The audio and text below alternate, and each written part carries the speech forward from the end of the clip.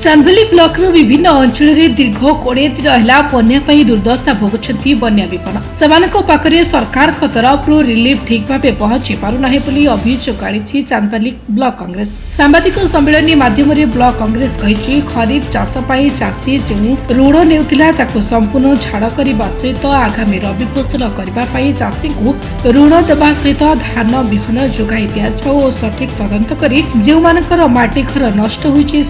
तुरंत प्रधानमंत्री आवास योजना रे सामिल करा जाऊ। एथिरो व्यतिक्रम हेले ब्लॉक कांग्रेस चलित मास 24 तारिख चांदबाली ब्लॉक घेराव करिबो बोली चेतावनी देछि।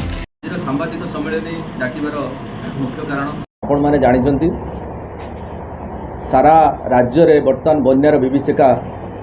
समय दे गति करूछु ओडिसा ता मध्यरु चांदबाली ब्लॉक मुख्यतः अधिकरु अधिक बन्यार क्षतिग्रस्त होईछि। तेणु आमे आज सांबादिक सम्मेलन कांग्रेस ब्लॉक कांग्रेस तरफ करिवार कारण जे दीर्घ 20 दिन हब चांदबाली अंचलर वासी बन्या घर वर्तमान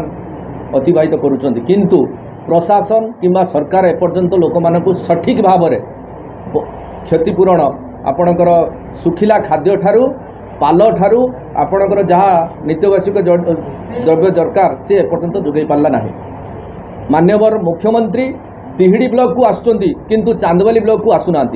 ये वैमात्रिक मनोभाव कौन पाई आमे सरकार को निवेदन करुचु जदि तिहिड़ी ब्लॉक को मुख्यमंत्री आसी बुलिकी जाउचंती बोट रे जल क्रीड़ा करी जाउचंती पिकनिक मनई जाउचंती किंतु चांदबाली की कहीं नुहे तो आमे आपण मानक माध्यम रे चांदबाली ब्लॉक कांग्रेस निवेदन करुची सरकार पाखरे तुरंत जो जो पंचायत रे वर्तमान रंधा खाद्य दिया जाय नाही सुखिला खाद्य मध्य दिया जाय नाही एवं पाल बंटन अनियमितता होउची ताकू तुरंत तहसीलदार महोदय बीडीओ महोदय एवं सरकार एप्रति ध्यान दिंतु गोटे गोटे टीम करी से लोकों पाखे पहुँचतु। तेणु आमे आज सांबादिक सम्मेलन द्वारा आपण मानक जनाऊँ सरकार को जनाऊँ जे वर्तमान खरीफ चाष वर्तमान पूरा उजुड़ी जाइए दुई थर बन्या जोटा कि आम जीवन काल भितर एते कम समय भितर दुई थर बन्या आमे देखि नथिलु। तेणु आमे सरकार को निवेदन करुचु जे तुरंत खरीफ चाष जो ऋण चाषी माने करथिले से ऋण को संपूर्ण भाव छाड़ करा जाऊ एवं द्वितीय रबी पाई नुआ ऋण दिया जाऊ ये ऋण को छाड़ करी चाषी ऋण छाड़ करा जाऊ एवं नुआ ऋण दिया जाऊ एवं धान बिहन रबी चाष फसल पाई ताको जोगई दिया जाऊ कहीं वर्तमान आउ चाष करबा संभवपर नुहे लोक माने हताश हो पड़ जाइछन्ती। सरकार गतकाली जो डिक्लेयर करिसेंती मुख्यमंत्री महोदय हेक्टर प्रति 8,000 टंका आज्ञा गोटे हेक्टर को जड़े चाषी जदि चाष करुच्ची तार मिनिमम 20 ରୁ 30,000 टंका खर्च होउची तेणु आपण 8,000 टंका देले चाषी माने केमिति ताको परिवार प्रतिपोषण करिवे। तेणु आपण मानक माध्यम रे आमे जणाउचु तुरंत क्षतिपूरण देवा सहित पक्का घर